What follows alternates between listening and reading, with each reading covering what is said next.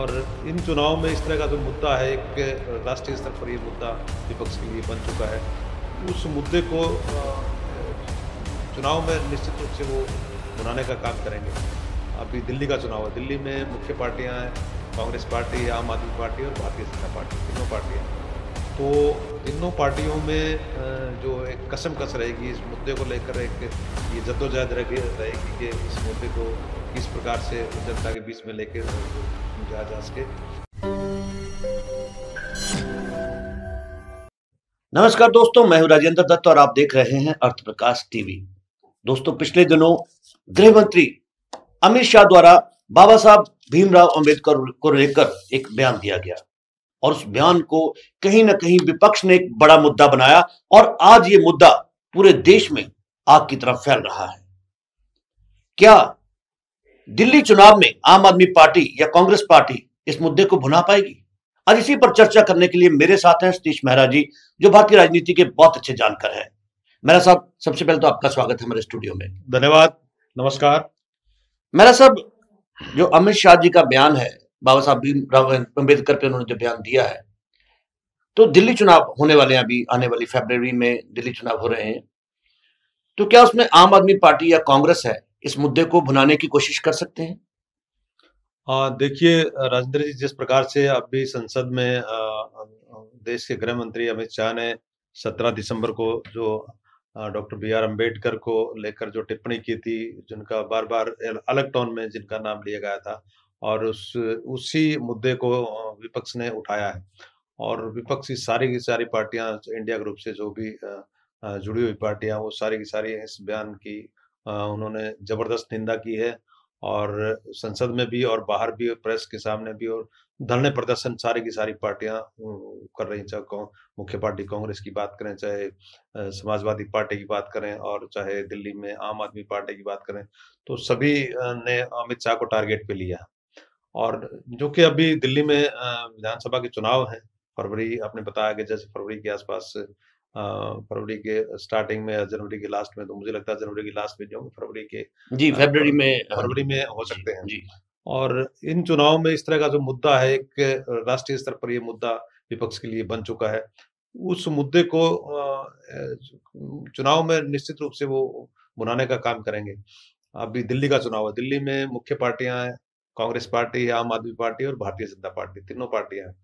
तो तीनों पार्टियों में जो एक कसमकस रहेगी इस मुद्दे को लेकर, एक ये जद्दोजहद रहेगी कि इस मुद्दे को किस प्रकार से जनता के बीच में लेके जाया जा सके।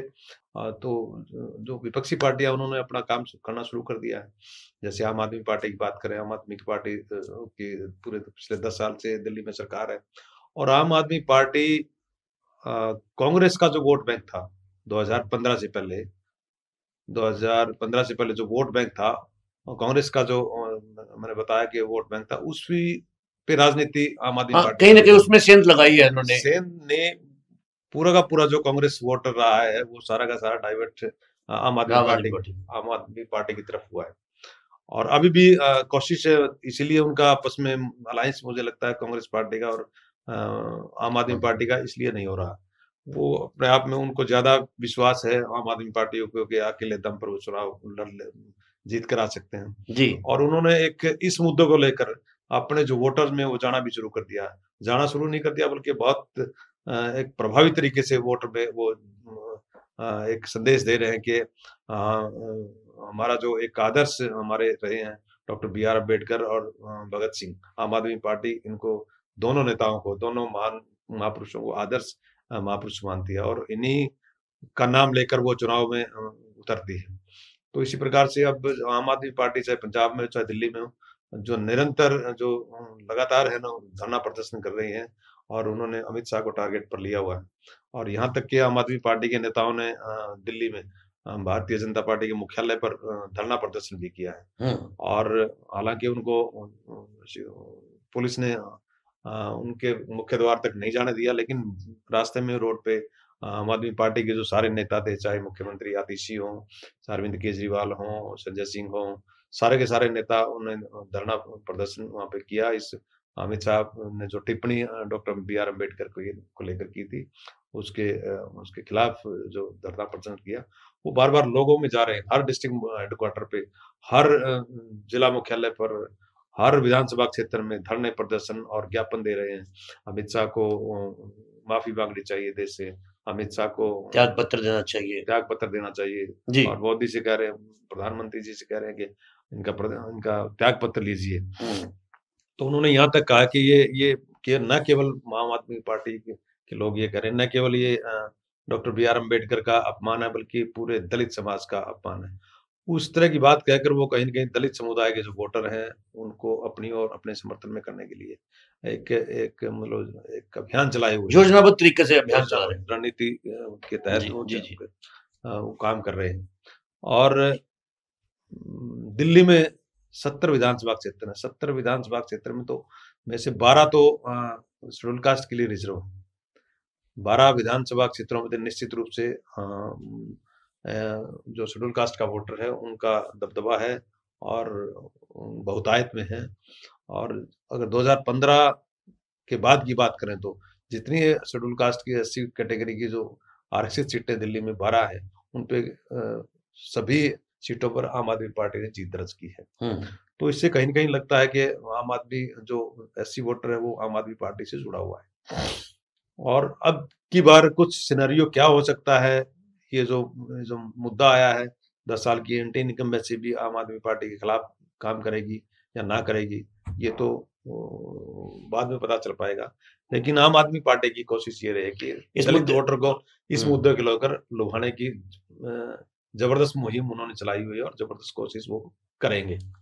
जी बिल्कुल, जैसा आप कह रहे हैं मेरा साहब कि आम आदमी पार्टी और कांग्रेस पार्टी दोनों ही जो दिल्ली चुनाव विधानसभा चुनाव होने वाले हैं उसमें इस मुद्दे को बुलाने की पूरी कोशिश करेंगे। लेकिन दूसरी तरफ बात करेंगे कि आम आदमी पार्टी, भारतीय जनता पार्टी या बीएसपी आ जाती है तो ये पार्टियां अलग अलग चुनाव लड़ती हैं, तो दलित वोट है वो तो वही है, दलित वोट जो है वो बढ़ जाएगा, तो इसका कहीं ना कहीं सीधा फायदा फिर से भारतीय जनता पार्टी तो नहीं ले जा सकती।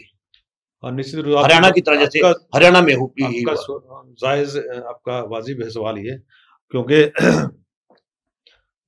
कांग्रेस पार्टी भी उन्हीं वोटों पर गेम खेलती है जी, दलित वर्ग के वोटों पर गेम खेलती है।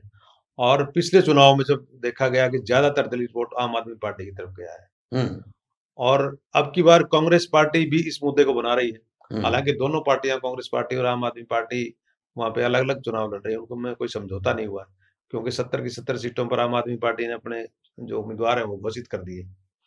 अभी तक उनमें समझौता होने के कोई, मुझे लगता है कोई आसार ही नहीं है, क्योंकि आम आदमी पार्टी अपने कैंडिडेट घोषित कर चुकी है। आम आदमी पार्टी कॉन्फिडेंट है दिल्ली में, क्योंकि पिछली 2 बार की जीत को लेकर वो पूरी तरह कॉन्फिडेंट है, शायद इसलिए वो कांग्रेस पार्टी के साथ अलायंस नहीं करना चाहती। तो ऐसे में आम आदमी पार्टी तो निश्चित रूप से इस मुद्दे को लेकर जनता में जा ही रही है। उधर दूसरी तरफ कांग्रेस भी कम नहीं है। कांग्रेस के जो बड़े नेता, जो चाहे मल्लिकार्जुन खड़गे जी हो, चाहे राहुल गांधी हो, चाहे प्रियंका गांधी हो, चाहे और दूसरे नेता हो, वो भी अमित शाह को इस मुद्दे को लेकर, इस जो बी.आर. अम्बेडकर के नाम को लेकर जो टिप्पणियां की थी, वो भी टारगेट पर लिए हुए हैं। यहाँ तक कि मल्लिकार्जुन खड़गे ने तो ये कहा था मोदी जी को उसी दिन 12 बजे के रात के 12 बजे से पहले इनको जो इस्तीफा ले लेना चाहिए, गृह मंत्री बर्खास्त कर देना चाहिए। और उस मुद्दे को ढांपने के लिए, निश्चित रूप से मैं कह सकता हूं, उस मुद्दे को छोटा दिखाने के लिए अगले दिन जो संसद में जो घटनाक्रम हुआ है, जो धक्का मुक्की कांड जिसको कह सकते हैं, वो हुआ है, वो इसी मुद्दे को छोटा करने के लिए हुआ है, ताकि मीडिया में ये मुद्दा ज्यादा हावी हो जाए, हावी ना हो, और उनके खिलाफ एक चुनाव में भी और आगे जो होने वाले चुनाव में भी कहीं ना कहीं एक उनके भारतीय जनता पार्टी के खिलाफ या सरकार के खिलाफ एक मुद्दा, ज्यादा बड़ा मुद्दा न बन पाए।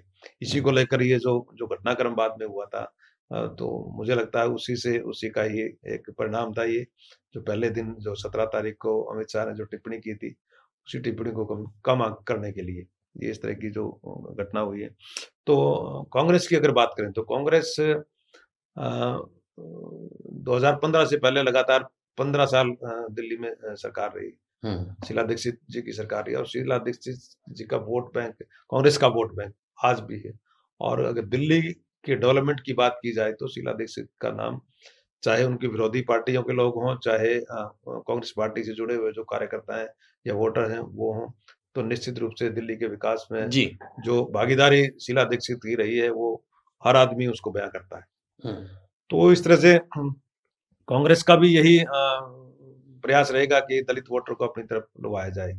उधर आम आदमी पार्टी लगी हुई है, तो दोनों में एक जद्दोजहद है। वो देखने वाली बात है कि हालांकि आम आदमी पार्टी उससे कहीं न कहीं कांग्रेस से आगे निकल चुकी है। आम आदमी पार्टी का जो कैंपेन है, आम आदमी पार्टी का जो इस मुद्दे को लेकर जो वोटर में अपना एक जा रहे हैं वो आम आदमी पार्टी के लोग, चाहे पंजाब की बात हो, पंजाब में हर जिला मुख्यालयों पर और हर पंजाब का मंत्री, पंजाब के जो आम आदमी पार्टी के कार्यकर्ता हैं, वो इस मुद्दे को और ज़्यादा भुनाने पर लगे हुए हैं। सारे के सारे लोग हैं। तो आप बिल्कुल ठीक कह रहे हैं, लेकिन क्या अगर दलित वोट जो है, क्योंकि दलित वोट तो वही रहेगा और 2 या 3 पार्टियों में बढ़ जाता है, तो क्या उसका डायरेक्ट फायदा जो है वो भारतीय जनता पार्टी ले सकती है? निश्चित रूप से अगर दलित वोट अगर इस मामले को लेकर बढ़ता है या और भी अन्य अभी तो कैंपेन शुरू होने हैं, अगर दलित वोट अगर बढ़ता है तो निश्चित रूप से इसका भारतीय जनता पार्टी को फायदा होगा। हाँ, देखिए दिल्ली में जो भारतीय जनता पार्टी के विपक्ष में तीनों ही पार्टियां हैं, चाहे हम आम आदमी पार्टी की बात करें, चाहे कांग्रेस पार्टी की बात करें, चाहे बहुजन समाज पार्टी की बात करें, तीनों दलित वर्ग का जो वोट है उसको डॉक्टर बी आर अम्बेडकर के नाम से ही अपनी ओर लुभाने का प्रयास करती रही और 2015 के बाद ज्यादातर जो वोट है वो आम आदमी पार्टी की तरफ जी गया है और आम आदमी पार्टी तो वैसे भी डॉक्टर भीमराव अंबेडकर जी को, भगत सिंह को अपना आदर्श मानती है। उधर बहुजन समाज पार्टी भी, निश्चित रूप से बहुजन समाज पार्टी भी अगर किसी को अपना पॉलिटिकल आदर्श या किसी को मानती है तो वो बाबा साहब डॉक्टर बी आर अम्बेडकर को मानती है। और अभी जो जिस मुद्दा आया है अमित शाह जी वाला, डॉक्टर भीमराव अंबेडकर पे जो टिप्पणी उन्होंने की थी, इस मुद्दे को लेकर कांग्रेस पार्टी ने भी इसको डॉक्टर बाबा साहेब भीमराव अंबेडकर को अपना आदर्श माना है और वो भी इसी तरह से अपने जो दलित वोटर हैं उनको लुभाने के लिए कहीं न कहीं इस मुद्दे को ज़्यादा तवज्जो देंगे। निश्चित रूप से अगर वोट दलित वोट बैंक तीनों पार्टियों में अगर बढ़ता है तो भारतीय जनता पार्टी को फायदा होगा। दूसरी ओर जो एक निर्णायक वोट वहां पे पूर्वांचल का है, उत्तरांचल का है, तो उस वोट पे किसका फोकस रहेगा और वो आगे एक बड़ी गिनती है पूर्वांचल और उत्तरांचल के वोटर्स की और उस पे किसका ज्यादा फोकस रहेगा वो तो आगे देखने वाली बात होगी। किस तरह से कौन सी पार्टी कैंपेन उनके समर्थन में करती है, उनको लुभाने के लिए क्या लेके आती है, उसके बारे में अभी कुछ, लेकिन दलित वोटर का जो है एक निर्णायक वोट है दलित वोटर। यहाँ एक सवाल खड़ा होता है कि जैसे आपने बताया कि आम आदमी पार्टी जो है वो भीमराव अंबेडकर को, डॉक्टर भीमराव अंबेडकर को अपना आदर्श मानती है, वहीं भारतीय जनता पार्टी है वो भी जो है भीमराव अंबेडकर जो है उनको अपना आदर्श मानती है और कहीं ना कहीं उनके असूलों वाली पार्टी भारतीय, अगर बहुजन समाज पार्टी की बात करूं तो वो पहले एकमात्र ऐसी पार्टी थी जो ये कहती थी कि हम भीमराव अंबेडकर के असूलों को मानने वाली पार्टी है। तो क्या इस बार जो विधानसभा चुनाव है दिल्ली में, तो उसमें इस मुद्दे को लेकर जो बीएसपी है, बहुजन समाज पार्टी, वो अपनी कोई जगह बनाती हुई नजर आ सकती है? देखिए बहुजन समाज पार्टी का अगर थोड़ा इससे इतिहास की तरफ हम जाएं तो बहुजन समाज पार्टी का जो ग्रो हुआ था, जो एक अपनी स्थापना हुई थी, वो डॉक्टर बी आर अम्बेडकर के नाम को लेकर हुई थी जी। और लंबे समय तक वो उनके आदर्शों पे चली, उनके आदर्शों पे काम किया और उनको अपनाया। और उत्तर प्रदेश में 3-4 बार जो बहुजन समाज पार्टी की नेता है कुमारी मायावती, वो मुख्यमंत्री भी बनी। लेकिन उसके बाद जो निरंतर जो ढलान बहुजन समाज पार्टी का आ रहा है, चाहे हम पिछले चुनाव इसमें उत्तर प्रदेश के चुनाव की बात करें, हरियाणा में जब उन्होंने आईएनएलडी के साथ मिलकर चुनाव लड़ा था, वहाँ अगर हरियाणा की बात करते हैं तो कोई भी सीट जीत नहीं पाई थी। मुझे लगता है और मैक्सिमम सीटों पर, मैक्सिमम के ज्यादा 1-2 सीट को छोड़कर सभी पे जमानत जब्त हुई थी। मुझे लगता है अब कहीं न कहीं उनका एक पकड़ जो दलित वोटर पर है वो कमजोर होती जा रही है और दिल्ली में पहले भी कोई ज्यादा अच्छा बहुजन समाज पार्टी नहीं कर पाई। तो ऐसे में लगता है कि कहीं न कहीं बहुजन समाज पार्टी का फोकस और बहुजन समाज पार्टी का समर्थन 2 पार्टियों के साथ ही रह सकता है, आम आदमी पार्टी और कांग्रेस पार्टी। अब दोनों में होड़ है। कौन-सी पार्टी ज़्यादा दलित वोटर को लुभाने में कामयाब रहेगी? जी। अगर आम आदमी पार्टी लुभाने में ज़्यादा कामयाब रहती है, तो निश्चित रूप से आम आदमी पार्टी को फ़ायदा होगा। अगर कांग्रेस पार्टी दलित वोटर्स को अपनी तरफ करने में कामयाब होती तो उनको फ़ायदा हो सकता है। लेकिन लबो-लुआब ये है कि आज जो स्थिति दिल्ली में दिखाई दे रही है और जिस प्रकार से आम आदमी पार्टी के नेता ऐसे जो डॉक्टर बी.आर. अम्बेडकर का जो ये एक मुद्दा हुआ है अमित शाह द्वारा की गई टिप्पणी पर का जो मुद्दा सामने आया है, उसको लेकर आम आदमी पार्टी ज़्यादा आगे बढ़ चुकी है। जी। एक यहाँ पे एक और भी बड़ा एक अहम सवाल ये बनता है कि इंडिया गठबंधन की बात करता हूं मैं। जब अमित शाह जो हमारे गृह मंत्री हैं, इन्होंने डॉक्टर भीमराव अंबेडकर जो है उनको लेकर एक टिप्पणी की और उस टिप्पणी को विपक्ष ने मुद्दा बनाया। वहां कहीं ना कहीं पूरा का पूरा विपक्ष, अगर मैं इंडिया अलायंस की बात करूं तो इंडिया अलायंस कहीं ना कहीं इकट्ठा नजर आया। तो क्या लगता है कि ये जो मुद्दा है ये इंडिया अलायंस के लिए कि ऑक्सीजन का काम कर सकता है? ये जो एकजुट नहीं हो पा रहा है विपक्ष, तो ये एकजुट हो पाएगा इसमें?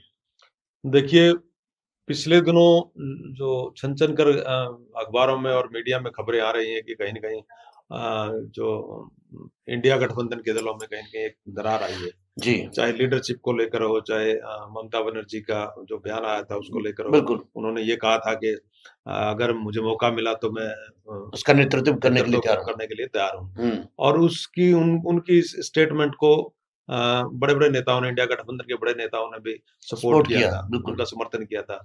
चाहे हम लालू प्रसाद यादव की बात करें, चाहे और संजय राउत ने शिवसेना उद्धव ठाकरे, हाँ जी, शरद पवार की बात करें, शरद पवार ने भी उनका समर्थन किया था। तो उसके बाद ऐसा लगने लगा था कि कहीं न कहीं ये इंडिया गठबंधन के जो दल हैं बिखराव हो चुका है इनमें। लेकिन इस मुद्दों को लेकर कहीं न कहीं जब इन्होंने एक एजिटेशन शुरू किया और इस बड़ा मुद्दा बनाने की कोशिश की, तो सारे जो दल हैं वो एक साथ दिखाई दिए और कह सकते हैं कि अगर ये मुद्दा एक साथ अगर लेके आगे जाएँगे तो निश्चित रूप से इनमें कहीं न कहीं इंडिया गठबंधन के जो दल हैं उनमें एकता आ सकती है और इंडिया गठबंधन को कहीं न कहीं ऑक्सीजन का काम ये मुद्दा दे सकता है। लेकिन दिल्ली में ऐसा मुझे नहीं लगता कि दिल्ली में इस प्रकार का कोई वो एक गठबंधन होने वाला है। क्योंकि दिल्ली में तो ऑलरेडी उन्होंने अपने प्रयास करने के बावजूद आम आदमी पार्टी ने अपने 70 की 70 विधानसभा क्षेत्रों में उम्मीदवार घोषित कर दिए हैं। लेकिन ओवरऑल अगर दिल्ली के इलेक्शन की छोड़ के बात करें तो पूरे देश में मुझे लगता है कहीं न कहीं इंडिया गठबंधन को एकजुट करने का काम ये मुद्दा कर सकता है। सो दोस्तों, हमारे गृह मंत्री अमित शाह द्वारा डॉक्टर भीमराव अंबेडकर पर की गई टिप्पणी भाजपा पर या एनडीए सरकार पर भारी पड़ती हुई नजर आ रही है। लेकिन दिल्ली के विधानसभा चुनाव की बात करें तो उसमें कांग्रेस पार्टी या आम आदमी पार्टी इस मुद्दे को भुनाने की पूरी कोशिश करेंगे। खैर, आने वाले समय में दिल्ली विधानसभा चुनाव में क्या होता है, आम आदमी पार्टी या कांग्रेस पार्टी इस मुद्दे को भुनाकर जीत हासिल कर पाते हैं या नहीं कर पाते हैं, ये तो आने वाला समय ही बताएगा। और आप देखते रहें अर्थ प्रकाश टीवी। मेरा साहब, आप हमारे स्टूडियो आए, आपका बहुत बहुत धन्यवाद। नमस्कार।